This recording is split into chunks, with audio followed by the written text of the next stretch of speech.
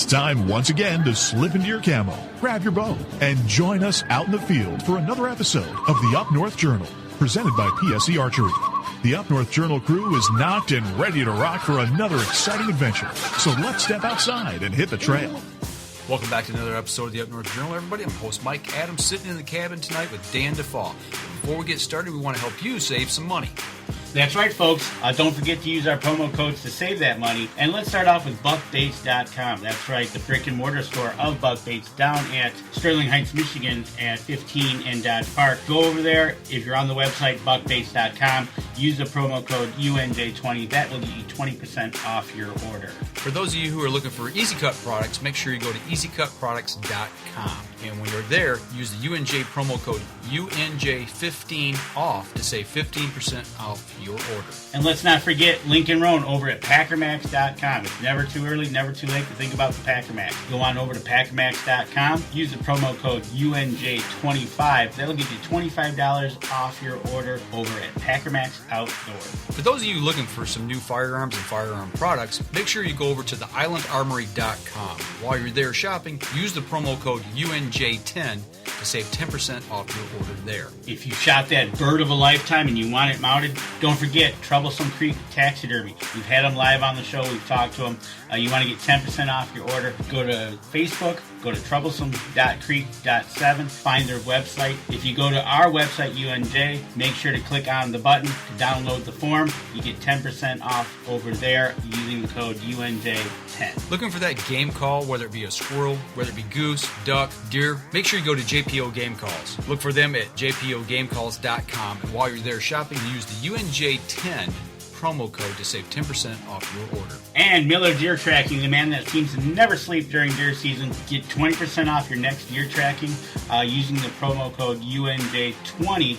Look for Miller Deer Tracking on Facebook or give him a call over at 810-240-4891. Looking for the hottest new plastics to take on the water, whether it be hard water or soft water? Make sure you go over to southern.indiana.baitco.com. While there, use the UNJ promo code UNJ10 to save 10% off your order. Deer Camp Coffee, folks. We drink it every night on the show. You want to try it? You can go to the brick and mortar store at 15 and Dodge Park at Deer Camp itself, or go to deercampcoffee.com. Also use our promo code UNJ10. You get 10% off your order. And don't forget, get a bag of the UNJ medium roast blend there as well. All right, Danny, where's our live view camera look from tonight?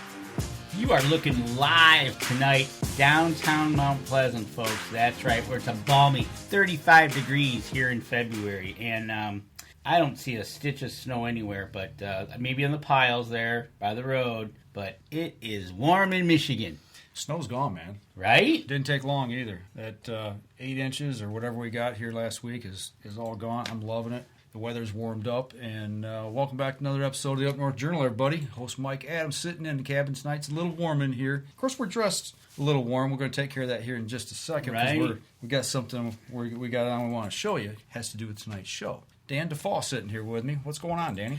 Well, we're here and we're getting into the middle of February like we talked about. We're definitely in the middle of show season. I don't know. The next week we're going to be in the 40s. I really don't have much to say. It's like, okay, so ice is probably going to be on the way out anytime. I think that's why somebody's heading up to the lower Michigan, right? Adam, he's heading up. He's going up to Mullet, right? Mullet Lake. He's supposed to be ice fishing this weekend. Hopefully the ice is good up there. We had 14 fishermen get caught off Quantic Sea night before last on ice flow. Guys, ice is treacherous right now. You guys got to watch out going out. Make sure you know where you're going. Let somebody know where you're going. So exactly. But like last week we talked to Lance Valentine, and he wasn't an ice fisherman, so he's probably getting a little giddy. But he's in the middle of show season. He understands that. Like you said, he doesn't wait till after show season, which is just about April for him. Yep. And he's off and running. But I think we should stick with the fishing scene. Well, yeah. You brought something over here tonight. I did. For us here, so this kind of give you a clue. I got the Western Michigan Broncos Bass Team shirt on, and you got good old Central Michigan. So we're going to have the Battle Royale tonight. We're going to have a Collegiate Battle Royale, folks. Well, I tell you what, let's just jump right into it here. We got We got both colleges on tonight, and we want to introduce John and John, Western John and Central Michigan John. Guys, no fighting tonight in the cabin, okay? We got to keep it. You guys take that to the water. Welcome to the show. Cool. What's up? Hey, thanks for having us. Hey, not a problem. Good to have you guys on. Can you imagine these guys, and there was 2 other colleges all in the same row at one fishing show having to be all nice to each other? I don't know, but what was the other 2 colleges? Michigan State and what was the other one? Who was there with you guys? Lawrence Tech. Lawrence Tech. Lawrence There you Tech. go. Okay, all right. U of M was there too. Oh, that's right. That is right. There's a story behind that. We don't need to mention them. No, we got to mention this because this is funny. Okay. So U of M was there, but when we showed up and I met these gentlemen, it was Sunday. And I think I was talking to John. Which John? Well, CMU John. I think you have the Michigan sweater, right? Yeah. So he's like, well, Michigan was here, but they sold out of everything and they're gone. And they're down to this Michigan shirt. He had it on like the corner of the table, right? The sweatshirt. It was like a 2XL.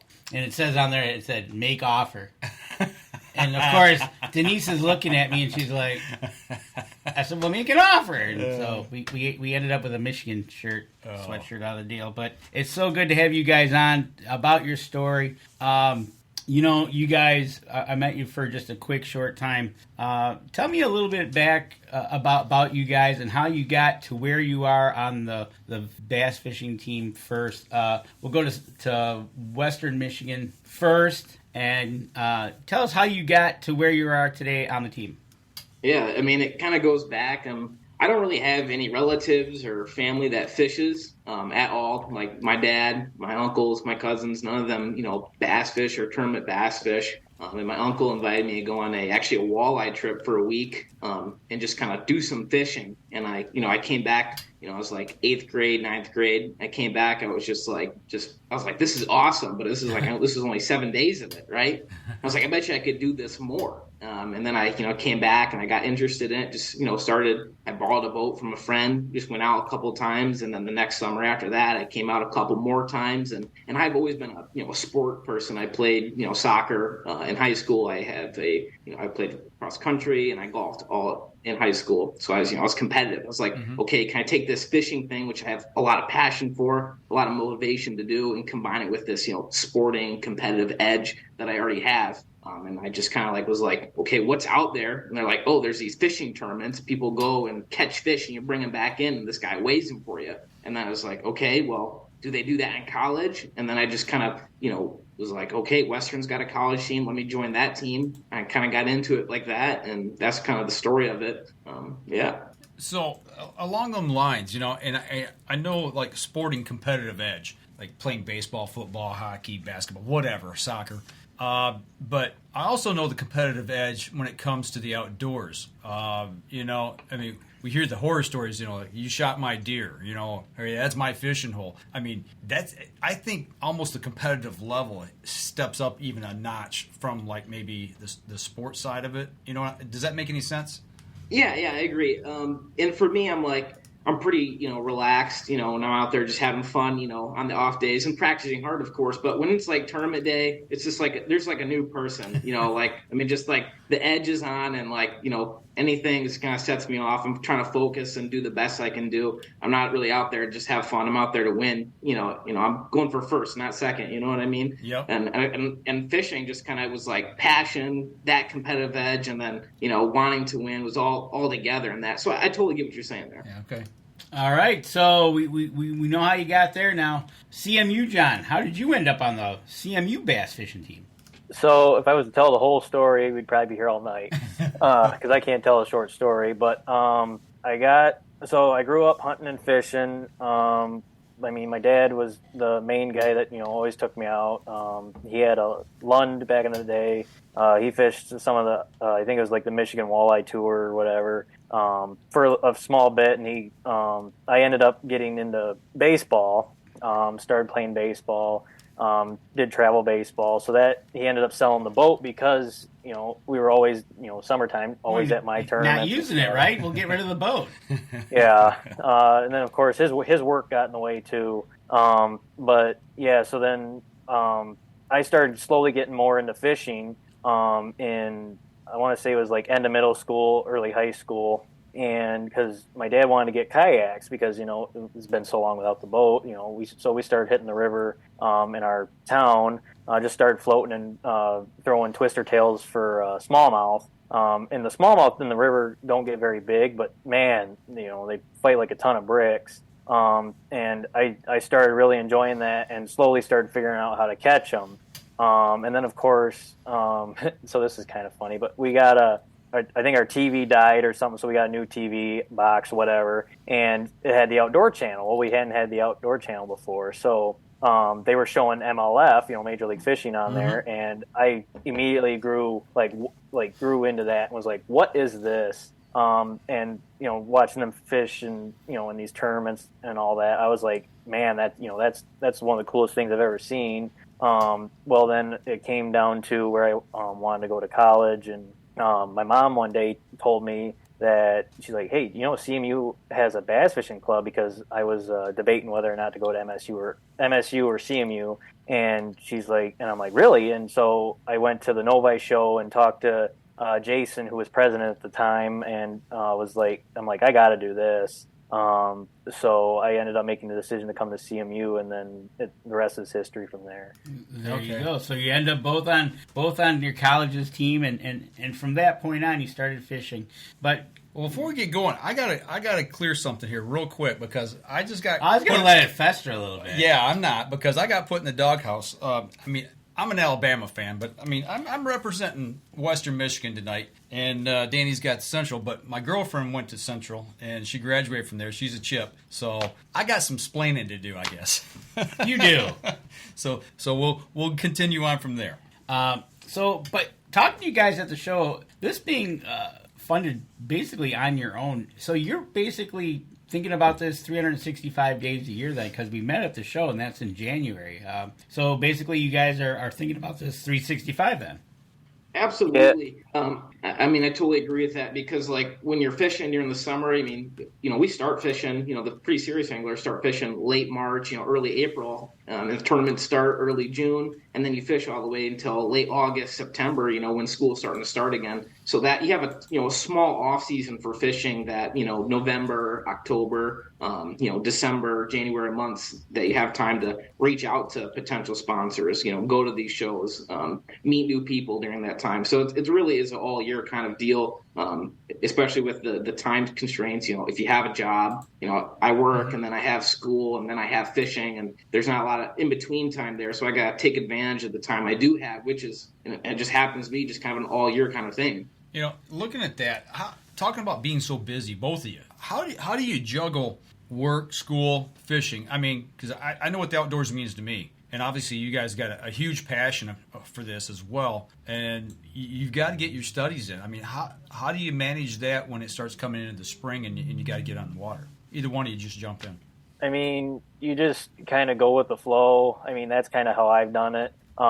This is my first year and only the year I'm going to run the club, because I'm a senior. But yeah, I don't have a job currently, because I struggled to maintain a job just and keep up with schoolwork. Sure. I figured that out. But running the club, I'm doing it most of the week, I guess. It depends on the type of or the time of year, I guess. But summertime is our main tournament fishing, because we do all of our tournaments in state.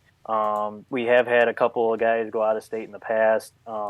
Just that, going out of state, costs more money, and right. You miss school and stuff for those tournaments. But summertime's our tournaments, and then kind of the fall through spring is our off season, where we do try and go out and grab sponsors, fundraise, and all that. And of course, as president, and of course, other members in the club, we really try and focus on getting everything ready for tournament season and the rest of the time. Plus, we have our club meetings, and just try and talk about fishing at least once a month for a meeting. And we're trying to bring in guest speakers as well to talk about fishing, so we can learn more.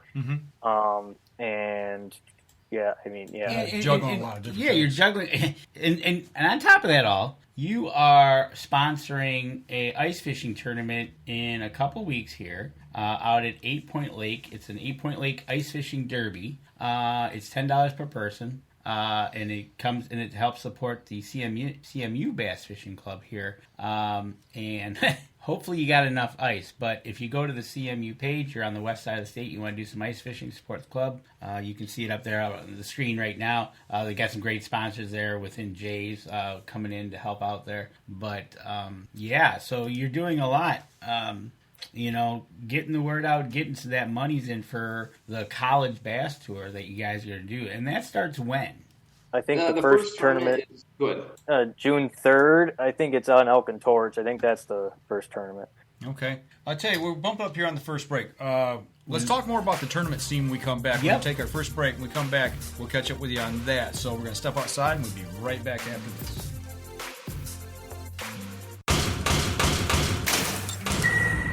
PSE Archery has reinvented the way you buy bows. From now on, you can make the most educated decision possible by basing your bow choice specifically on your shooting needs and goals. All you need to do is ask yourself, what kind of shooter am I? What do I want to achieve? PSE will help find the right category for you. So, what kind of shooter are you? Find out at psearchery.com.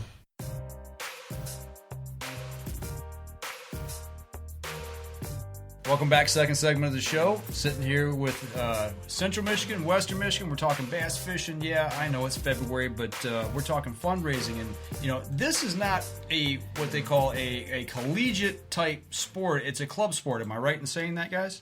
Correct. Yeah, it's a club sport. It's not monitored by the NCAA, so there's, a lot of club, things that come with it. Like what? So they could weight their fish and get away with it. No. Oh. So you guys, you want to take that? You want to take that term real quick? Well, We'll chase a rabbit. You guys heard about that, right? Yes. Okay. Give us a quick minute thought, each of you here. So we'll start with Western. Really unfortunate, kind of a really bad look for, fishing as a whole, whether you're into walleye fishing or tournaments or just an everyday fisherman. Really shocking. It was just so, malicious intent. And it's not like, it's not the NFL, like all these people he's fishing against are $1 million athletes. I mean, they're just everyday working people he's stealing the money from. Right.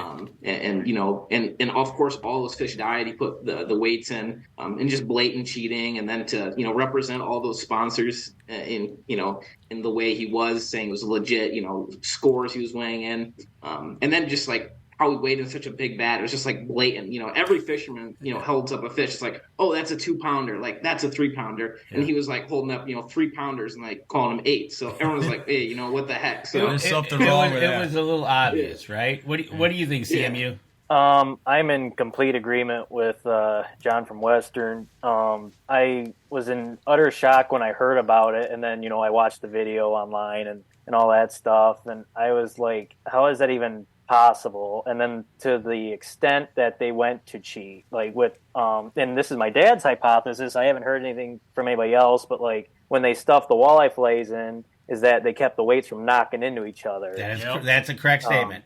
So I'm just like, I couldn't believe it, and I do think that it really hurts our sport, and just like fishing and fishermen in general, because obviously not everyone's like that. You are always going to have bad apples, and it does paint us in a bad light. And I think that especially for the walleye trails, I think there will be definitely some change with how fish are scored or weighed and all that stuff. I'm not sure how much of an effect it'll have on bass fishing tournaments, because obviously we have to keep our fish alive. Putting weights in will kill them, definitely. So right, exactly. And at the end of the day, who gets the black eye, right? Everybody does. Everybody does. You're gonna, man. Did they not open themselves up for the antis in you're stuffing fish with weights, you're killing them purposely for monetary gain, and so they're probably gonna get strung out probably, because that went viral, and they're gonna have to do something. They ain't gonna get off the cheap. Well, all that stuff's been confiscated. I know the truck and the boat has been confiscated, and they're prosecuting them to the fullest extent of the law from what I've heard. Right, exactly. So, well, good rabbit there. But we do have a question. Kalamazoo or Western John, do you ice fish? I don't ice fish. Okay. Strictly bass fishing. Strictly open water. CMU, John, you do some ice fishing, right? Yes. So you tell us about this little picture we got here of a smorgasbord of looks like bluegill that are on the ice. What picture? Because I don't see it. Well, it's a picture. It looks like somebody went out in negative temps. Looks like they got some ice. They got their shanties there. Looks like they got about a dozen bluegill laying there. But it does show that you go out and do some ice fishing, right? Yeah. I enjoy ice fishing a lot. It's, of course, I'm always usually bass fishing, walleye fishing, and maybe perch fishing during the summer. But of course, once deer season hits, I jump to deer season, and then of course during the winter everything freezes up. I jump the ice fishing. I've done that for as long as for as far back as I can remember, and definitely remember catching gills with my dad when I was little and playing on the ice, and of course slipping and sliding around because that's fun. And then of course chasing tip ups was one of my favorites too. So it doesn't matter what time of season he's in the outdoors. That's why he doesn't have a job, because he's chasing deer too. For both of you guys, right? Are you both 365 out in the woods? Try to be, yeah. What about you, Western? You do any deer hunting or any other type of hunting? I haven't really dabbled too much into it. A buddy came and hunted some of the property I live on, and I kind of was interested in it and kind of sat with him. She showed me some of the ropes, but I haven't really done much hunting to speak of. Okay.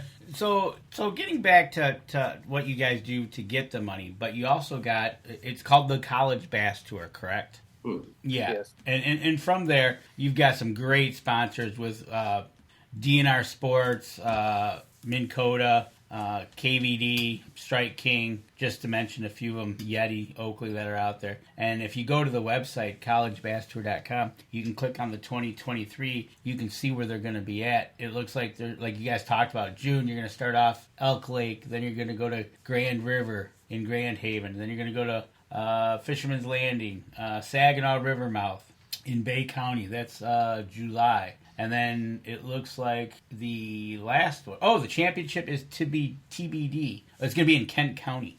So, you get out there. If anybody's looking to go see these guys do some fishing, if you're close by, go out, cheer them on, and go check out collegebasstour.com. So you've got the tournament kind of scene set up, and you know where you're going to be fishing at and what dates. Do you guys get out and do any pre-fishing at all on any of those bodies of water?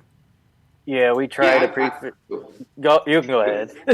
No, you're good. Go all ahead. right. We try and pre-fish as much as possible. Usually, some guys will fish like a week to 2 weeks in advance of the tournament, like the first weekend or before, and then some of our guys do pre-fish last minute, either the Thursday or Friday before the tournament.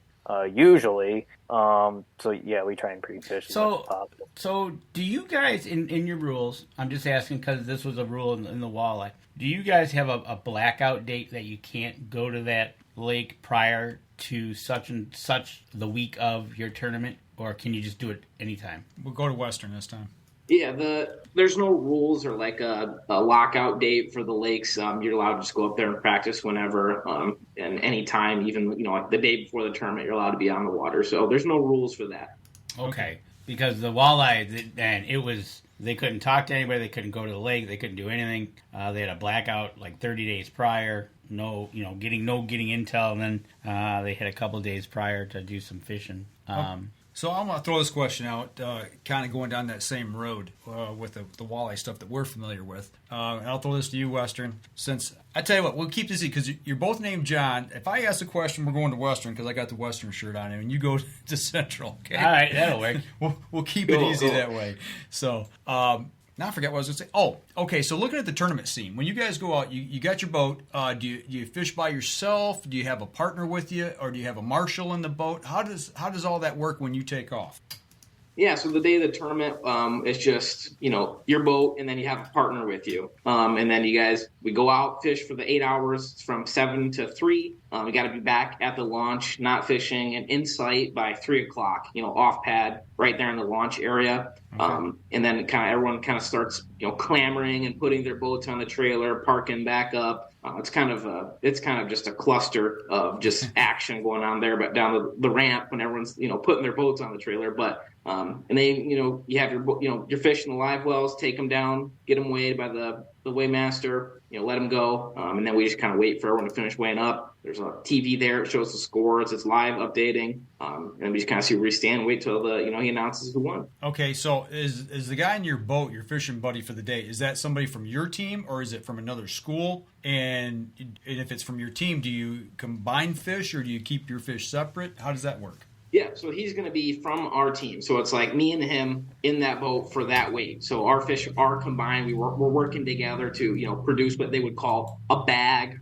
of fish, our best 5, because you get to weigh in 5 fish. Yeah. Okay. All right.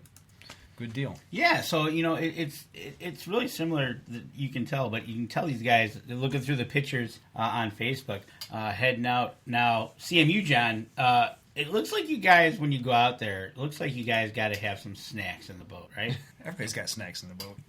Absolutely. Absolutely. All right, we're going to come back to that question in the last segment, but remember that. But so how are you guys doing actually for this year? We're a month and a half into the year with June fast approaching. How are you guys doing with your sponsors, with the funds coming in?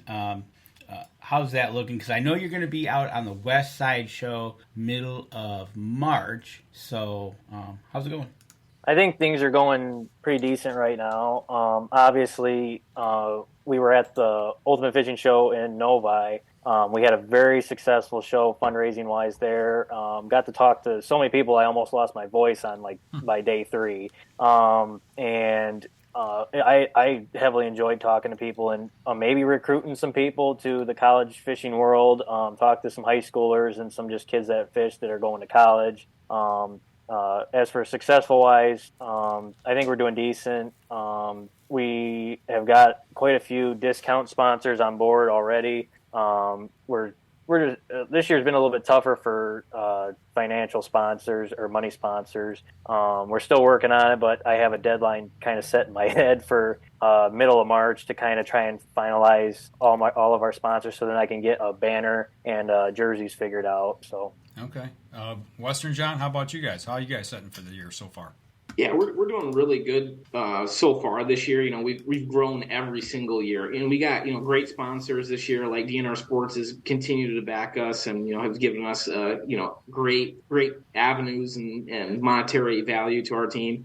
We've got discount sponsors like 6 Cents, Beast Coast, and then we also got some smaller sponsors like we actually have B-Dubs as one of our sponsors, and then some other places like Mustang Trailers and some other stuff. And we've been really fortunate this year with what we got. And we have already got our jerseys on the way, but we're still taking people for next year and for sponsoring our kids camp, which is something Western has kind of uniquely done, which we do for the local area and kids that want to sign up. That's awesome. I'm gonna throw some kudos at all the teams in that row. I was there for a little while walking about, met you guys, but I would imagine when a youngster comes up to you guys, you are bigger than life to them. And obviously, a youngster looking at Mike and I, which are the old guys, and yeah, whatever. But the has-beens, right?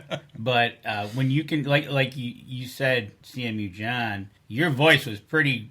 You were pretty on the way out there Sunday when we talked, because you sounded pretty rough. But you talking with those kids, man, it's awesome, right? You see the smile on their face, and you talk to them, and they walk away, and they're smiling away. Yeah, you're usually talking to the parents, though, because the kid won't say anything because they're too shy or nervous to say anything. But, it's definitely pretty cool to talk to kids, because that's what our sport really needs. We really need more youth in the fishing and hunting, or any outdoors recreational lifestyle. I know we're hurting pretty bad right now for that. But I think there's a lot of hope because, there's a lot of youngsters out there that I see getting interested. But, it's pretty cool to talk to these kids. And I can give what knowledge I have and kind of just pass it along to them. I'm not sure that they would really look up to me, but I know that when I was coming into college and saw the bass team, I was pretty stoked at wow, that's actually a thing, and so it was pretty cool. I won't lie. I'm not gonna blow smoke up your butts, but yeah, you did look bigger than life to them because you had that jersey on. But from their point of view, yeah, you guys were the bomb. I mean, you guys were at a show behind a table with your jerseys on, with your banner. I mean, that to those youngsters, man, if it helps them, they might not have talked then. But they probably talked their mom and dad's ear off in the car about because we've run into that too, and you literally got to pull it out of them to talk. But once they get talking, they don't stop, which is a great thing. Well, so they look at it like, I remember when I was a youngster, the big thing was, getting a baseball card signed by one of the Detroit Tigers, larger than life, and they're sitting there doing that. And, at that time I thought, yeah, one day I'm going to play baseball, at school and go on and be a pro, never happened. But, but at that time, that's what I thought. But something like this, in the outdoors, everybody has access to. That's the big thing. Well, that's it, right? You guys, and getting the access to the outdoors and the way you guys got to do it by providing your own monies to do this. At the end of the day, end of the school year, whenever your season ends, I guess, you guys are probably feeling pretty good that you've accomplished a lot for the year. I would say so. Yeah. I mean, it's always funny because, like, I've been told this by the past presidents, but like once we hit tournament season starts, it's like a weight off their shoulders because you know that you're done with the fundraising and stuff for that time being. We'll just fund the season. And tournament season happens and it's a riot. I love doing it every year. But yeah, at the end of the summer, it's disappointing because we got to come back to school, or work in my case or whatever. And but yeah, it does make you feel good at the end of the year knowing like maybe how you did or how the season went because there are goals like you want to hit as a club, and once you hit them, you feel pretty good. Western Michigan, John, along those lines, once fundraising season's over with, man, you get it on the tournament, and talking about the team, the money that you've raised, talk a little bit about how you guys use that money and how it gets dispersed amongst the team and, how big is your team? Yeah. So we basically kind of do like a projection. We do multiple projections throughout the year, and we kind of see, okay, this is, we have a club meeting, and we see how many people are going to attend this event, how many people are going to attend this event. Okay, we get that number, right? We look at our total monies we have raised for the year, and then we say, okay, national events, we want to put a focus on national events. So national events are going to get X amount of dollars, more than our more state or local events. And then we have our state local events. And then we just kind of use up all that money and what we got, and we pay each team out per event. And then whatever, we try to use it all. And we never had a rollover till next year. And it doesn't cover all the costs. Sometimes it's just $100. Like, hey, you're going to this tournament. Here's $100. This is going to cover your entry fee, or maybe your, half of your hotel stay or something like that. So that's kind of how it's spent throughout the year. And that's something I didn't even think about. Hotel, food, gas, travel, all those, just like everybody else. When we were talking pre-show just about, doing this in reality like Lance Valentine did, right? Yeah. You got to pay all that, right? Yeah. And now it's even more expensive. But I tell you what, we're bumping up on our second break, and when we come back, we got some questions for you guys, talking about your baits, and we'll be back after this. All right, we're going to step outside. We'll be right back after this. PSE Archery has always dominated the speed category. Now, the most revolutionary cam system ever to hit the market has perfected the shooting experience. Introducing PSE's Evolve Cam System, featuring extremely high let-off capabilities and the smoothest draw cycle in history. No other cam system has ever delivered this level of total comfort and total control. Experience PSE. Experience performance. Welcome back. Third segment of the show. We got a bunch of questions piling in here. So, Danny, I'm going to let you take them, and I'm going to let you throw them to whichever one you want to throw them to. So what we'll do is these are generic questions. So we'll start with Western for the first question, and then the second question we'll reverse it. But anyways, so Adam Wynn. Adam Wynn is our Up North Journal Fishing Pro staffer. We have an Up North Journal Fishing page. And he asks, what is your favorite type of bait to use for bass? I have to say, a drop shot, it's just so versatile. And, one of my favorite baits is the 6 Cents Glitch. It's one of our sponsors' baits. It's a very versatile bait. You can rig it so many different ways. But using that in a drop shot it's just so versatile with where the tournaments where we fish, the type of fisheries we have to fish. Okay. What about you, CMU? I'm going to go down the same lines. I'm a finesse fisherman, so I love fishing anything plastic, soft plastics like the drop shot, wacky rig, Texas rig, and stuff along those lines. So do you guys, now you said you guys use sponsors baits, but do you guys have you dabbled in making your own plastic baits? I personally haven't. I've made some like homemade chatterbaits, homemade jigs, something that are a little bit easier. With you making the plastics, like it's a messy process. Like you have this, slime plastic, the plastic, components, and you have to heat it up and put it into an injection mold and put it in there, let it sit. And there's different types of molds. There's an injection, and then there's an OPT style mold. And I haven't done the plastics, but like jigs and chatterbaits I have. CMU? Yeah, I have not messed with making my own baits and stuff. Thought about it just because it's pretty cool, and I think my dad has said something about maybe wanting to try it at some point, but no, I haven't dabbled in anything. So we've got a sponsor on the show, Southern Indiana Bait Company, and literally they started making their own plastics at the age of 15, 16, yeah. They're out of Indiana, and if you guys ever get the chance to talk to Zion and his brother down from Indiana, it's a great story because the teacher in their high school pushed him to do this, and he won the Indiana National Business Entrepreneur grant. He got like $25,000 to start the business. Moly. Right? And it is going gangbusters. So you guys get a chance, go over, look at our page, and then go over to Southern Indiana Bait Company and Zion Dunaway. Yeah, and check those guys out. We'll probably have them on the show a little bit later in the year, just before probably summer. But yeah, great story. Now I think he's a freshman at Purdue right now. Yeah, Zion's at Purdue. So I don't know if he's fishing up there. But it's funny to hear him say his work week, school week, and he comes home and he does baits. And they just were down in Tennessee. So, yeah, so if you guys got any aspirations or dreams, man, go for it. You'll never know what happens. But one of the questions we'll start off with CMU this time is, so how important does your family's play a role with what you do, going to the events, helping you fundraise, obviously having to put in maybe some money? How much does that feel to you guys?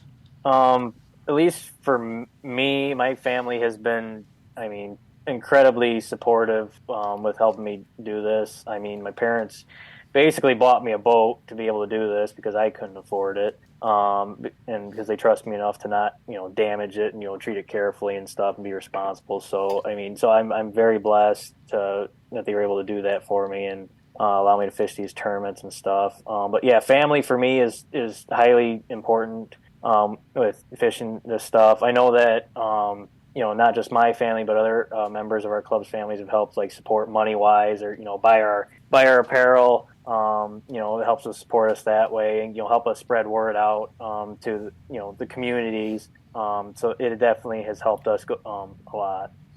Western Michigan, how about your family?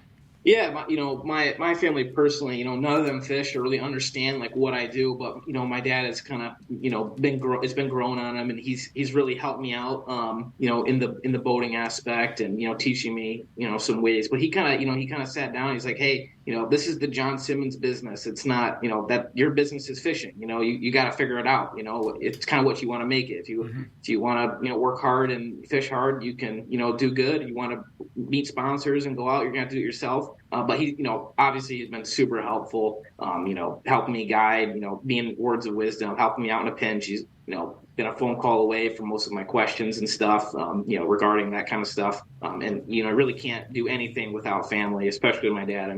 Massive shout out and to him especially.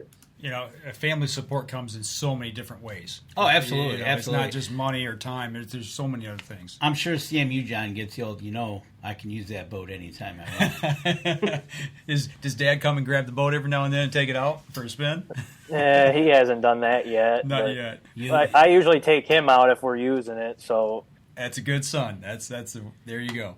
There you go. So okay. So you're on this fishing team. You're trying to raise monies, but you're also going to school. So that's going to be a little tough. So what are each of you majoring in as we go along? I think CMU, John, you said you're a senior, right?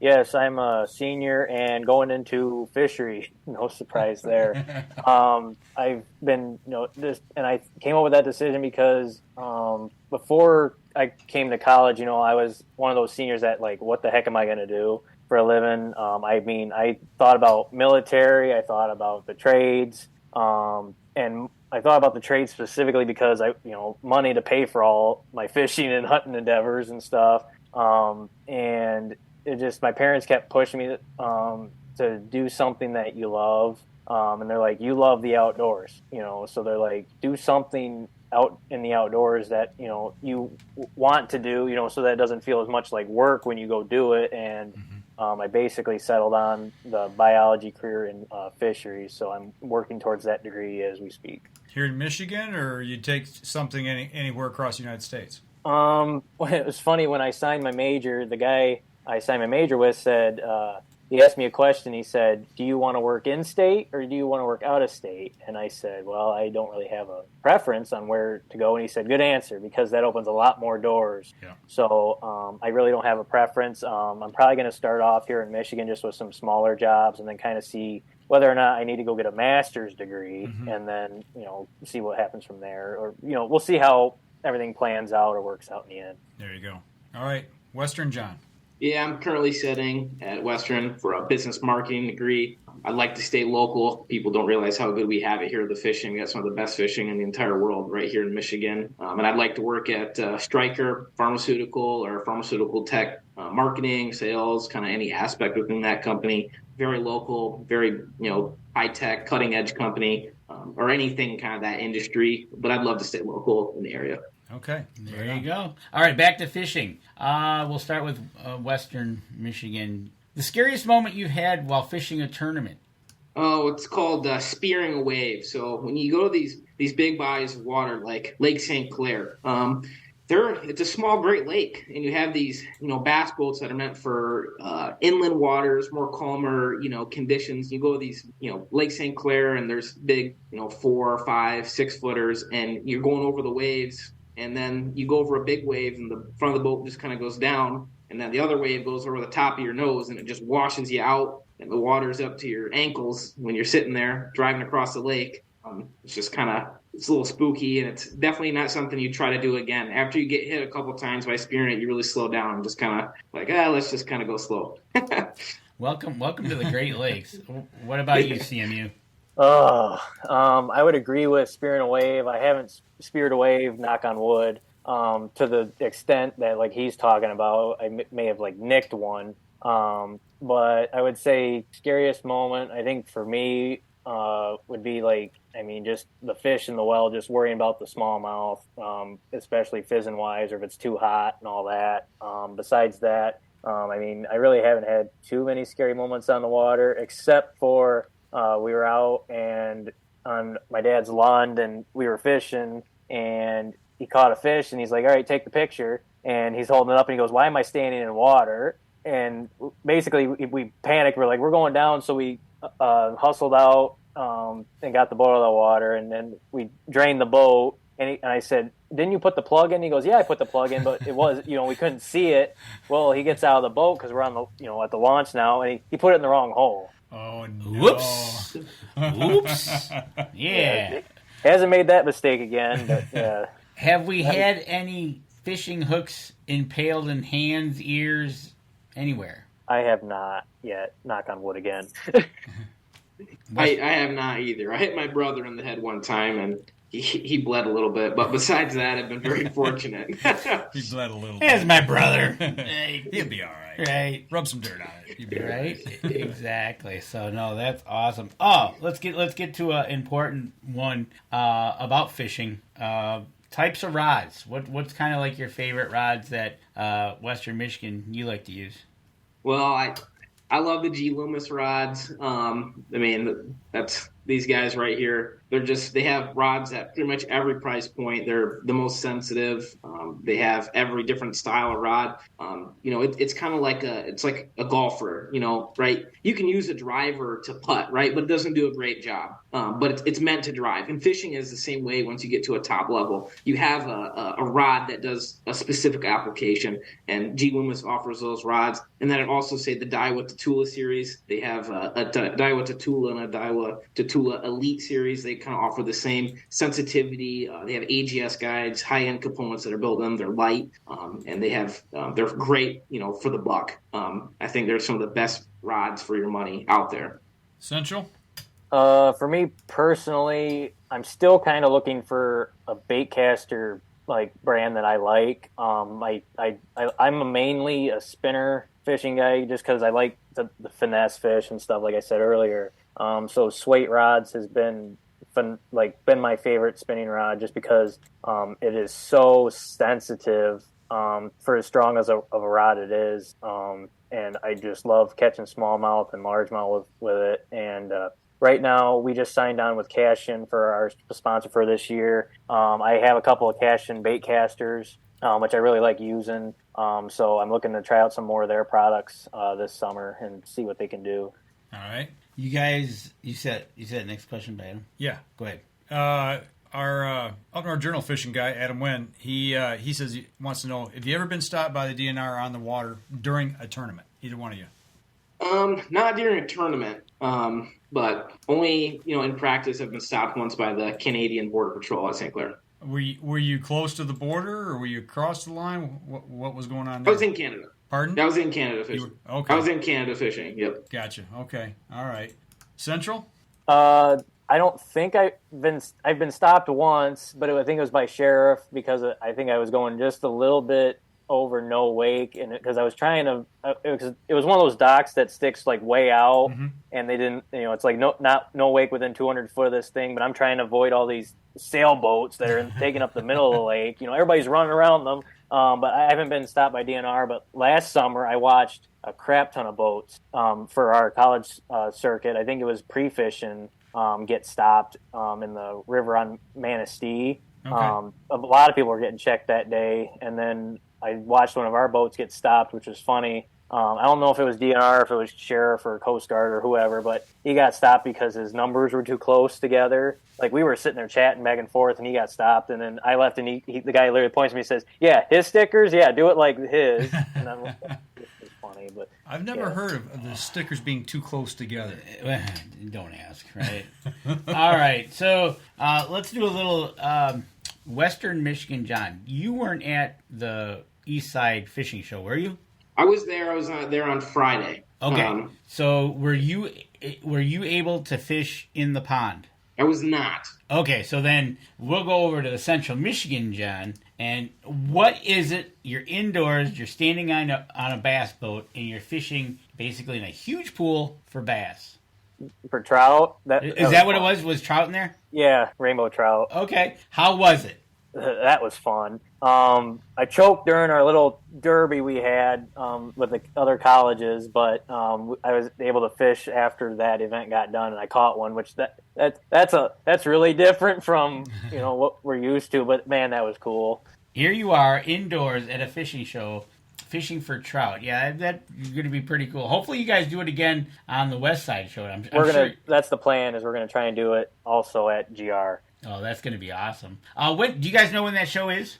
I think it's the 9th through 12th of March. That sounds about right, which I think is the second or third weekend. Second weekend. Second weekend, yeah. So that sounds about right. So anybody out there listening, watching the show, you're in the area, make sure when you're walking the show, stop by. I'm assuming you guys are going to be all together again? Yeah, that's usually how it is. Okay. Stop by, say hi to the guys. Support them if you can. Buy a shirt, hat, whatever they got. You know what? Just buy it all and send them home. There you go. That'd be cool. Open up your wallet, right? But it looks like we're just scrolling through your pictures from the show. There's your picture. Who's the gentleman with the picture? You're holding the fish, the trout. He's got a beard, long hair. The guy that looks like Grizzly Adams. That's the guy. Yeah, that's my co-angler. Okay. It looks like he caught a bigger one than you did. Oh, yeah. He caught like a crap ton of big ones. And then when we were leaving the show on Sunday, he's like, I'm going back to fish the pond because they said I could. Time to catch the dinner. Nice. That is awesome. So, that's also the fun of being at shows, right? Meeting people. You get to do stuff like that. They announce it. And I wish I would have known it was going on. I probably would have walked over there. But, no, it's good to have fun there. So, all right. So we talked about rods. We talked about your baits. Anything else? Tag fish. Either one of you catch a tag fish? I've caught one smallmouth that had a lip tag. It was a little piece of metal inside the mouth of it that it tracked. It was around like the lip, and it was like a tracking number for the DNR. And sometimes if you send them in, you get money. This one, it did not get any money, but it was cool to see kind of the information on it. What kind of information do they give you back on something like that? If it was they tell you whether it's like a stockfish, where it was, released at, if they planted it somewhere, stuff like that, or like when was the last time, like when it was tagged and what was the measurement. So like this one was like, I don't know, it was like 3.5 pounds, and when they had it, it was like 12-inch, or it was small, it had grown, and they were trying to see how long, how big it had grown every year and stuff like that. So nice. that was the deal with that. Okay, CMU, you catch one? Not yet. I've seen plenty of people that I know with pictures of catching tagged fish. Definitely want to be able to do it at some point. So hopefully luck is on my side for that. And yeah, he's right with the information that gets back on it, because when my fisheries class last semester, we talked a lot about the tags. And the lip tag is one of those that's like non-intrusive on the fish, so it's a lot. It's not lethal to the fish or really harms it in any way. So, but it provides a lot of information when you send them in. Very cool. That's cool. Have you ever had a tournament called off because of weather? Not yet. Not yet. It's Michigan. Give it time. The one thing I could think of it would be if it was maybe if you had gale force winds or lightning. I think that. Yeah, we had right? one called off when the Michigan College Bass Circuit, or actually, I can't remember if it was Michigan. Yeah, it was Michigan College Bass Circuit when they were around. We had a tournament we had a 2-day tournament on St. Clair. The first day was College Bass Tour. The second day was MCBC, and the first day was really nice weather. Got a bit scary at the end with a storm that rolled over, but the second day it was just flat raining, lightning. We were going out of I can't remember the name of the launch. Not Selfridge. Metro? We're not Metro. It's the one in the middle. North River. Probably NC. No, if you're going out Lake St. Clair, if you didn't go out of Selfridge and you didn't go to Metro, you went out of North River Road. Yeah, I think that's the one in between, right? But the launch flooded. The launch was underwater with how much rain was coming down. So they ended up calling it because the lightning wasn't laying off, and so that's the only one I think I've had called for weather. So we're gonna bump up on our last break here. Before we go to break. So if anybody listening or catches the show on YouTube or wherever, or from you guys sharing the show, where can they go to get a hold of you if they want to help you out any way they can? Is it best to go through Facebook to your Facebook pages? Either one of you. Central, you go first. I would say it's definitely best to go through our Facebook page, Central Michigan University Bass Fishing, or on our Instagram at CMU Bass Fishing. That's the best way to reach out to us, because I run those right now. We check them daily for the most part, so that's the easiest way to get a hold of us. But then we also have an email which you can find on our Facebook page too, and I check that at least once a week or so. Okay, and Western. Yeah, Instagram, Facebook, just shoot us a private message, DM. We also have an email, phone number. Feel free to do any of those, but DM on Instagram or private message on Facebook is definitely the best way to just get a hold of us. We're very responsive on it. We'll get back to you as soon as possible. Okay, all right. With that, we're going to take our last break, and we're going to step outside. We'll be right back after this.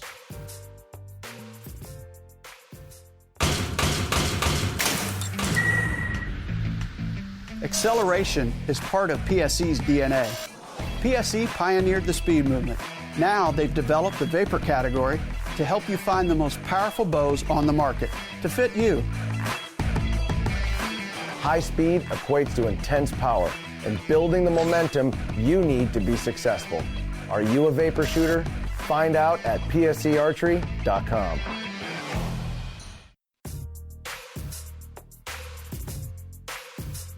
All right, last segment of the show. We got a couple quick questions here still coming in, and then we'll get to our usual 4 that we ask. Yeah. So real quick, one of the questions is, have you ever fished the Little Bay Danac, or have you fished anywhere in the UP for anything, I guess? So start with you at the top, Western Michigan. Yeah, I fished in Watersmeet, Michigan. I fished at Golgebic. I've been, there's a bunch of other small lakes on the west side Wisconsin border. It's called the Sylvania Tract. There's a bunch of channel lakes and stuff over there I've fished. All right. Central? I have not fished in the UP yet. Definitely want to hit Bay to Knock. Maybe some backwoods water lakes around there just to see maybe what's in them.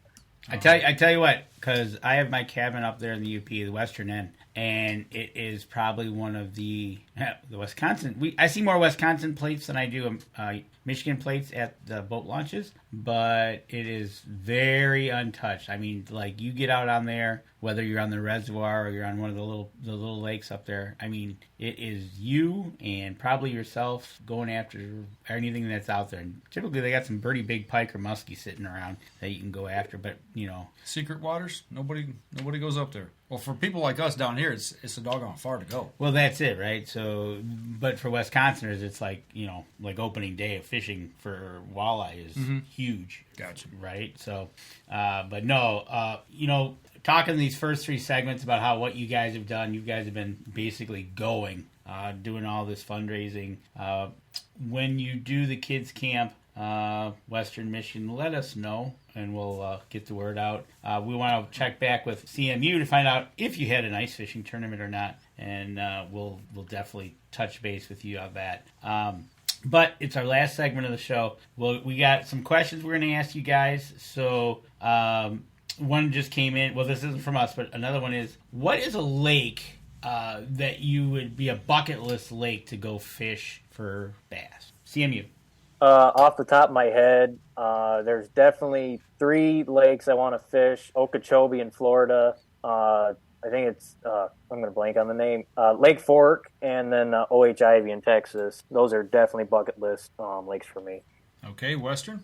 Yeah, and I also had my first one that jumps in my head is Lake Fork. Texas is the bass fishing mecca of fishing. It's just, they catch big fish out there. It's a totally another scene down there. And then I do the St. Lawrence River in New York. It's a beautiful fishery. It's probably the #1 fishery in the world right now for all fishing. And it's amazing. It's beautiful. The fish are untouched. You catch giant bags. Nice. Lake Fork is pretty popular. I know the Bass Pro Elite guys go down there, and they're catching some hogs when they're on them, and it's pretty intense. That's for sure down there. But awesome, good job. And so first question is, you guys do a little traveling. Obviously, you're going around the state. You're listening to the radio. What kind of music are you listening to while you're driving to your favorite tournaments, Western? Wow, you're gonna be like, this guy's kind of weird, because I don't really listen to music, to be 100% honest with you. I actually listen to fishing podcasts. I'm ate up with it. I listen to fishing podcasts, and I normally run out by the time I'm going somewhere, so I just keep loading them up. Whatever I can get my hands on, I listen to. That's awesome. CMU? I listen to fishing podcasts not driving. I don't like to listen to talk radio when I'm driving, but definitely country music or rock and roll, hard rock, the new stuff. And, well, that's me. All right. While you're driving, listening to your favorite, obviously, fishing podcast, what kind of snacks you got in the truck? Or maybe you're going to take in the boat, but what's your go-to snack that you're going to need? Central. Definitely our sponsor, Michigan Brand Meats. They have an awesome selection of, meat sticks, jerky, summer sausage. You can't really take it as a snack, but they do have hams also, which are delicious. But yeah, so they have some awesome snack sticks. You could take ham. You just got to cut it up a little smaller. I'm thinking ham on a stick as he's driving, right? Yeah, right. It's like, all right, Western, what's your go-to snack? Beef jerky, high protein, quick snack, and then I like pretzels because it's crunchy and has a little flavor to it. That's my go-tos. All right. There you go. All right, you guys. So you're gonna cook for Mike and Dan. We're coming over for dinner. We're coming over for dinner. Western, what's your go-to outdoor meal that you would say, hey, I need to get this cooked for you? If you guys are coming over, I'm definitely busting out the bone and ribeye. The biggest steak I can find, nicest cut of meat, with some mashed potatoes and some steamed broccoli. That's what I'd be going for. All right, Central. That's going to be hard to beat, man. You're not gonna like my answer. You guys want to order a pizza? He's on the college budget, right? I like pizza too, though. Yeah. Mike and I'll eat anything, right? But you know what? That's an awesome answer, actually. So, all right, he's saving money for fishing. That's right. Okay. This starts off with Central this time. So we ate dinner. We're gonna sit around the campfire. What's a story that you're going to tell us outdoor-wise that resonates with you, whether it be a first time or something in that hit you that, an aha thing? What's your go-to story that you're going to tell Mike and Dan? I mean, I got a crap ton of stories. One of my go-tos would definitely be a St. Clair tournament I had with the College Bass Tour. It's the best tournament I had. We nearly had 20 pounds. We had 19.63 pounds. It was the biggest bag I've ever weighed in a tournament. Best day of catching, big smallmouth I've had. That's one of them. Or I would jump over to the hunting side and talk about some of my favorite just hunting trips there, some of the bucks I shot and all that. All right. Western? I'd probably have to say a couple of years ago I went to the UP with every single one of my male cousins and my uncles. Everyone made it. It was just a really, really cool trip. We all went fishing for a week in a remote part of the UP. We played cards, board games. It was awesome camaraderie. We had great eats the entire week. It was just a really, really great experience, and it just constantly resonates why I like this sport, and every man and woman can bond over it and just have a really good time with it. That's awesome. There you go. You can't do anything like that.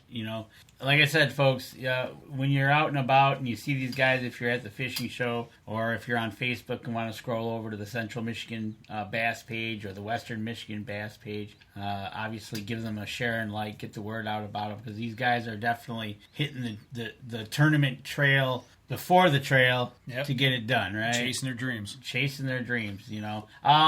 Anything else you guys want to cover? Well, I got a quick question. I don't remember which one, but didn't one of you guys win Angler of the Year?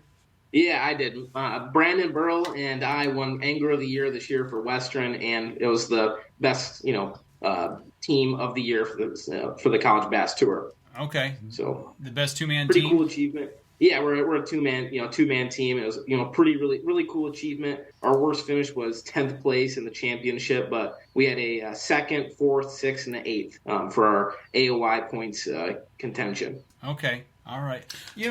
Looking at this, like you said, amongst all the other schools and everything, how many colleges compete in this tournament here that you guys you're in every year here for Michigan? A lot of schools compete in it. We got Lawrence Tech, Ferris, Michigan State. There's some independent colleges that come. Normally at each event, there's anywhere from 40 to 55 boats. So they're sizable tournaments. They're bigger scale, especially for the state of Michigan. Okay, right on. That's awesome. Do you guys have an end of the year banquet?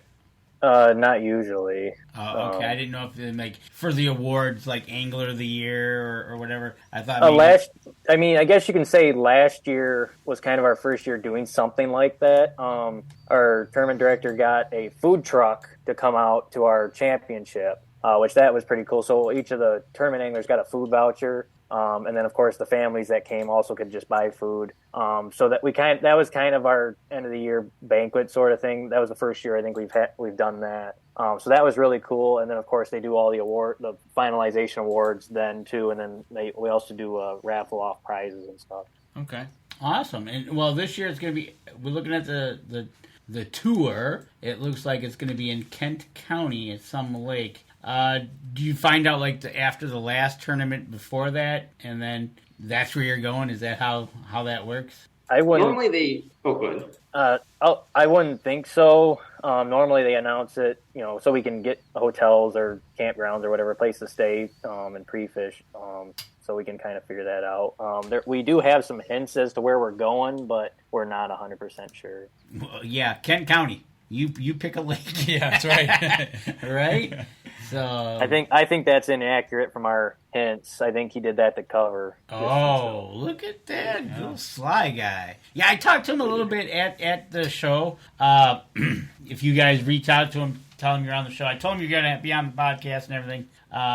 Maybe down the road we'll get him to be on, talk about how he runs the tour and all that. And Tammy, who's the peanut butters and jellies for?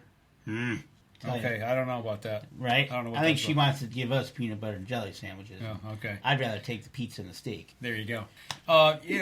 Seeing how, there's college rivalries. I know Central and Western, pretty big rivalry here in the state of Michigan. A little bit. You guys, you talk smack on the water at all? Because you guys have been pretty polite to each other so far here. I wouldn't say there's a lot of smack talking, on the water. We're all pretty cordial, people just out, because some people are out there just to have fun and fish, and obviously they're all competitive to an extent, and we're all just mutually respectful of each other. I have never really seen too many people get into it on the water per se. Okay, all right. Nobody's throwing a banana in somebody's boat or anything like that. I know that's that might be cause for war there. Okay, just wondered, right? So Tammy was like, it meant personal best. Oh, personal best fish. Must be. Yeah. So, Western, go. Personal best fish. My personal best fish is like a 5.95 smallmouth. I can't break it. Okay. Yeah, not yet anyway. I'm close. I want close that to the 6-pounder. Okay. Yeah. All right, Central? I caught at least a 5-pound largemouth on a lake. I think it was pushing 6, but we didn't have a scale with us to, weigh it. So okay, a scale not in the boat. What's wrong? Well, with it? this was when I was a freshman in college. So we would me and my dad were still figuring out this bass fishing stuff. So we didn't have a scale yet. Literally, after that, we bought a scale. They went to the hardware store and got one right away. Right? Western Michigan. What are you this year? Junior, senior? Sophomore, junior credit. Okay. All right. Yep. So you still got a couple more years, and John's Central Michigan's getting ready to say goodbye to the fishing team and go back into the work world and find a. Do you plan on coming back to support the fishing team, CMU? Absolutely. We have not current, but we have members that still support us that have graduated and moved on. I think that's been one of the nice things about our club is we have a lot of guys that still chat with us and go fishing with each other and all that. So I will definitely be helping these guys out as long as I can. Yeah, teammates, making friends for a lifetime. That's awesome. Right, exactly. Well, guys, it's been a fun hour. It's been good to have you on. Like we say, anybody out there that wants to help these guys out, maybe you're an alumni from Central, Deer Camp, or you're an alumni from Western Michigan, Deer Camp. You might want to think about supporting that fishing team with your alumni monies. But yeah, go over to Facebook, go to their Facebook pages, check them out, give them a like and share, and then see what we can do to help these guys. I'm sure we're going to stay in touch with these guys for the year and in coming years because this is really cool and it's in our home state, and these guys are working their butts off to make this a reality and for them guys to enjoy school and do some fishing. Absolutely. And for a little bit of insight into what he was just talking about, people at Deer Camp Coffee, one of them is from Western, one's from Central. Yep. So, oh boy. Yeah. They're it's a happy couple. But I guess when it comes to football, what was it that there was something that somebody had to wear somebody else's shirt? Yeah, that week depending on who won the football game. Yeah, they got to put the flag in the store and have to wear the other one's jersey. Okay, so. All right, guys. Well, thanks again, John and John, for both of you guys taking an hour plus out of your evening to sit and talk with us and give us a little insight on what collegiate fishing is all about. So that's going to do it for us this week. Next week we've got hold on. He's checking the schedule. Lowdown Viewer. It is a company That has to do, we met them at ATA. Mark Coleman's going to be on the show with us to help out, because he actually has one, and it's a portable viewer. It's got a whole program within it. It's just not just a viewer for trail cam pics on the fly. So we're going to have them on. We're going to talk about their product, and that will be next week. All right. All right, that's going to do it for this week, folks. For those of you listening to us on the podcast, make sure you're on iTunes. Make sure you give us a review there. That helps us and helps the people who support us. And don't forget that Danny will be uploading the show to YouTube. So the things that we talk about in the break, as he always says, you can catch on the live stream if you go back and watch it here on Facebook or on YouTube. For those of you who are watching the live stream, or you're catching it live or later on, make sure you go over to John and John's Collegiate pages, give them a like, follow, share. Don't forget to share the show as well, and don't forget to give us a like, follow, share if you're new to watching us. So that's going to do it for us this week, folks. We will be back again next Wednesday at 7:30, and we'll have Lowdown Viewer on. Y'all take care, and we'll see you next week. This episode was brought to you by PSC Archery, Deer Camp Coffee, Buck Baits, JPO Game Calls, The Island Armory, Hacker Max, Sunrise Archery, and C3 Better the Hunt Technology. Thanks for listening, and join us again here next week. Until then, remember, as we always like to say, if you're out on the water or in the woods, shoot straight and be safe. Until next week on the Up North Journal.